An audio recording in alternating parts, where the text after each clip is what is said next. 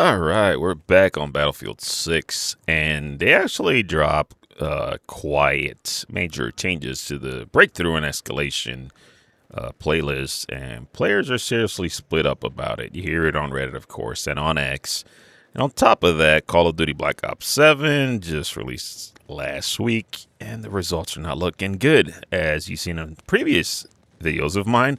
Underwhelming numbers across the board, and honestly, I think the community has finally hit that breaking point, that rock bottom, that enough is enough stage. And just like we saw with Battlefield 2042, I think people are seeing with Call of Duty in general. And everybody knows that that Call of Duty same old formula, right, too big to fail, is not working. Ladies and gentlemen, welcome to the Gen X Show. This is Thraff. We're covering all of that plus fixes coming next week and a huge community tool for the Battlefield 6 players. So sit back, strap in, get your cold one. Sit back, get you some popcorn out there, and just listen in. Let's get into this. If you enjoy the content, please hit that like, subscribe. Continue supporting this channel. It's very appreciated. Thank you so much. All right, so Black Ops 7, the newest release of Treyarch. And boy, oh man, they've been having it rough out there. It's terrible. I mean, today's actually Sunday for me, and I've played a few games since launch. I had a bad, actually, first day I couldn't even get into the game. And when I finally got into the game, but dude, I don't know what changes they made or what improvements, I guess, because I didn't see no improvements. Changes, yes, they actually cranked up the skill-based matchmaking, optimized matchmaking, and they did a whole bunch of other stuff that people did not want. And they promised they were going to change, but obviously it's Activision, right? And EA is no different, really, but Activision seems to be worse when it comes to this kind of stuff. So usually the biggest day for COD launches or for COD players usually is on Sunday, and Black Ops 7 right now on Steam, which I know a lot of people complain, oh, Steam's not the end all, and not everybody plays on Steam, and we play on PlayStation 5, and we play on Xbox, and we listen again until these other platforms start showing us data. Steam's the only one that's actually transparent enough to do so, so we're going to continue showing you transparent data here. So it looks like Black Ops 7 hits around 94,000 concurrent players on Sunday. Now, Steam, of course, like I said, is not the full picture. You got Battle.net, Battle.net, PlayStation, Xbox. But comparing apples to apples, let's just say Battlefield 6 peaked at 747,000 Steam players. That's compared to 94,000 with Black Ops 7, which is just 10% of that. That is insane for a franchise that used to dominate every single year, for a franchise that pretty much has gotten too big to fail. We're so awesome. They're going to buy it. Their community is so stupid. They're going to pay for this. Yes, we do pay for that. Actually, I didn't. I just happened to make my last Xbox Game Pass Ultimate payment just last week, I think, and I think it's good through this month. So it's about the only time I'll be playing that game. After that, I don't know what's going to happen, but as of right now, it's just not good. All right, so what makes it worse? Black Ops 6 hit about 300K. Modern Warfare 3 peaked at 200K, and now Black Ops 7 is down to 100K.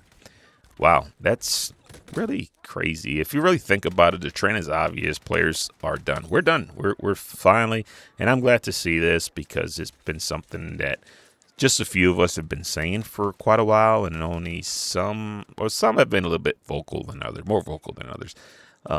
They're voting with their wallets. People are voting with their wallets, and honestly, I love it. I think it's great because it all happened in 2019 with Incompetent World releasing Modern Warfare 2019 and catered to the least, more casual players, those that were not that good, that really weren't into the franchise, and they completely alienated the rest of the player base. So then you have this group that was, say, born for lack of a better term, back in 2019. They thought they were great. They were playing this game, and man, I'm getting these kills, man. I'm doing so awesome, man. Let me buy some skins. This game is awesome.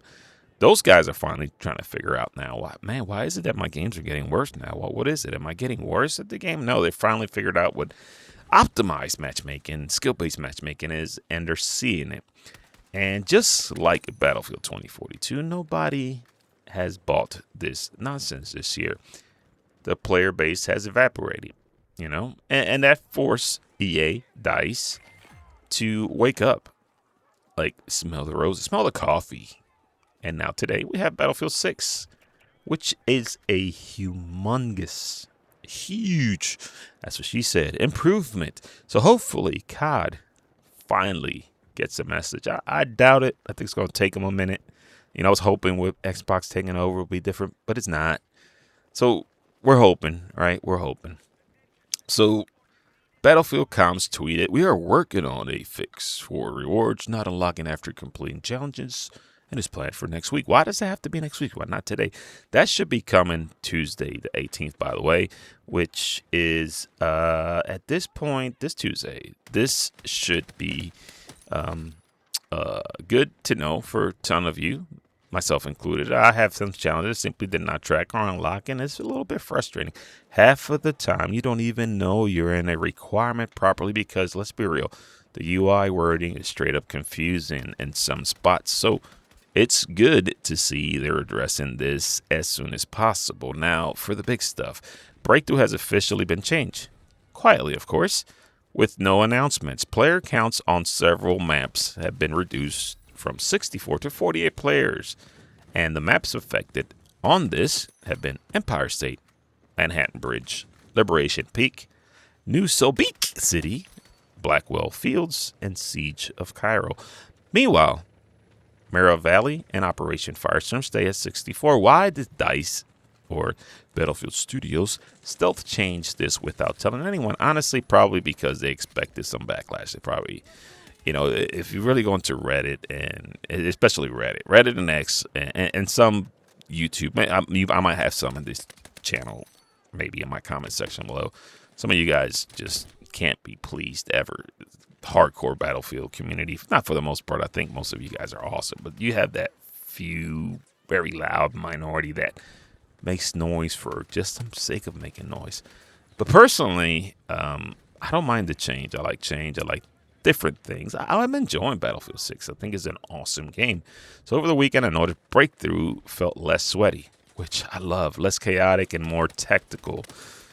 Slow it down. I need some casual in my life. Being able to flank without instantly running into 12 people felt great. But I know some players want Battlefield to be max players all the time. Yeah. The same people that complain about Battlefield 2042, which is hilarious. Oh, 120 players, too many. But now they're complaining, oh, we need more players. Come on, guys. It's one way or another. All right. So truth is, even 64 players feels a little bit too crampy on some of these maps. These play spaces were originally designed for 128 players back in 2042. Shrinking down the chaos without rebuilding the maps entirely is basically a bandage. So this might be a very necessary, even if it's not popular, change. All right, so Escalation at this time, Battlefield Studios did actually explain the change. They said they plan to increase capture times on the objectives by 20%. Why? Well, they want to make more breathing room, more tactical choices, more reaction time, better vehicle spawn pacing, a smoother match flow overall. Right now, Escalation matches can end really fast. If one team gets 3-0 flags advantage early, then the game can wrap up in about 15 minutes. For Battlefield, that's way too short, man. I actually agree with them here. Increasing capture time might help and prevent instant stomps and allow more counterplay, which I'm always for. Give me the chance to fight back. But here's the weird part. Battlefield Studios had been making random sweeping changes lately. They shortened conquest matching times. Players hated it. They reversed it, and they never used Battlefield Labs to test any of it, even though they were doing so good before the game launched. Why have a testing suite if you don't use it? I mean, you should use it, right? put the changes there first, get the data, get the feedback, and then roll it out. But still, escalation slowly down might be for the better. I don't know. I want to, to say so far, I know a lot of people are not happy and a lot of people still fuss about everything in this game. But honestly, guys, this is better than what most of us came from Activision and Call of Duty. Battlefield 6 is doing it right from the door, and I completely support it. So let's wrap this up here. If you like what you've heard, if you like what you've seen, hit the like, subscribe. Let me know what you guys think in the comment section below. I'll talk to you guys later.